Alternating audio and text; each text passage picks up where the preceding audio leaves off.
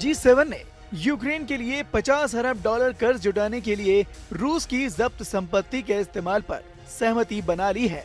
वहीं गौर करने वाली बात ये भी है कि इस पैसे का इस्तेमाल यूक्रेन रूस के साथ युद्ध में करेगा। और आपको बता दें कि G7 देश यूक्रेन को 50 अरब डॉलर की आर्थिक मदद देने के लिए सहमत हो गए हैं। खास बात यह है कि 50 अरब डॉलर की रकम रूस की जब्त हुई संपत्ति में से दिए जाएंगे। फ्रांस के राष्ट्रपति कार्यालय के अधिकारियों ने ये जानकारी साझा की है। अधिकारियों ने अहम जानकारी साझा करते हुए बताया कि G7 सम्मेलन से पहले हमारे बीच एक समझौता हुआ है, जिसके तहत रूस के हमले के खिलाफ यूक्रेन को समर्थन देने पर फोकस रहेगा।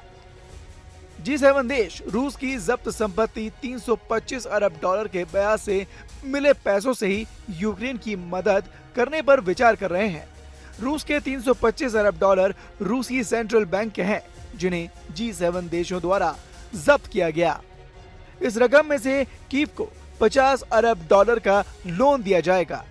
अमेरिकी राष्ट्रपति जो बाइडेन ने इस पर अपना बयान जारी करते हुए कहा कि ये रूस के लिए एक और चेतावनी है कि हम पीछे नहीं हट रहे हैं।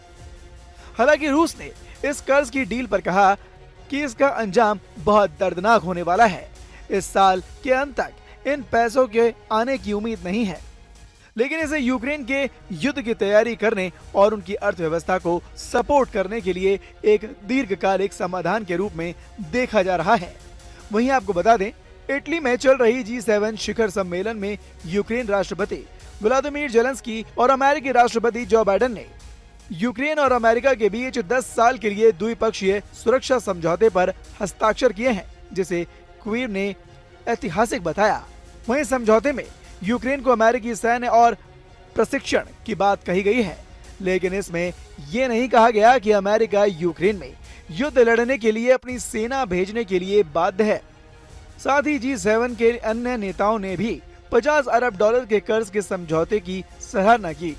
वहीं दूसरी ओर कीव के कुछ लोग जो इस पैसे को पाने पर दबाव बना रहे थे, वो चाहते थे कि G7 देश 300 अरब डॉलर की पूरी फ्रीज की हुई राशि जारी कर दे, न केवल उस पर मिलने वाले ब्याज को जारी किया जाए। लेकिन यूरोपीय सेंट्रल बैंक ने इस संभावना को खारिज कर दिया था।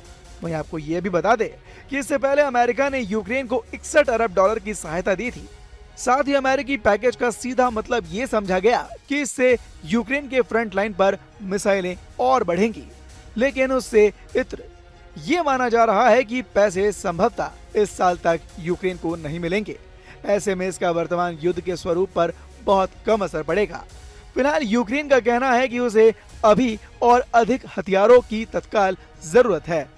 वहीं G7 में इस फैसले के आधिकारिक ऐलान से पहले ही रूसी विदेश मंत्रालय की प्रवक्ता मरिया जखरोवा ने चेतावनी दी थी कि अगर ऐसा हुआ तो इसका जवाब काफी दर्दनाक साबित होगा। अधिक जानकारी के लिए आपको ये भी बता दें, अमेरिकी राष्ट्रपति जो बाइडेन बुधवार को ही इटली के लिए रवाना हो गए थे। मीडिया रिपोर्ट्स के मुताबिक बाइडेन यूक्रेन के राष्ट्रपति के साथ नए सुरक्षा समझौते पर हस्ताक्षर कर सकते हैं। इस समझौते से ये साफ हो जाएगा कि रक्षा और सुरक्षा के क्षेत्र में अमेरिका भविष्य में भी यूक्रेन का समर्थन जारी रखेगा। G7 सम्मेलन से इत्र प्रधानमंत्री नरेंद्र मोदी और अमेरिका के राष्ट्रपति जो बाइडेन के बीच भी मुलाकात हो सकती है। Bureau report, news nation.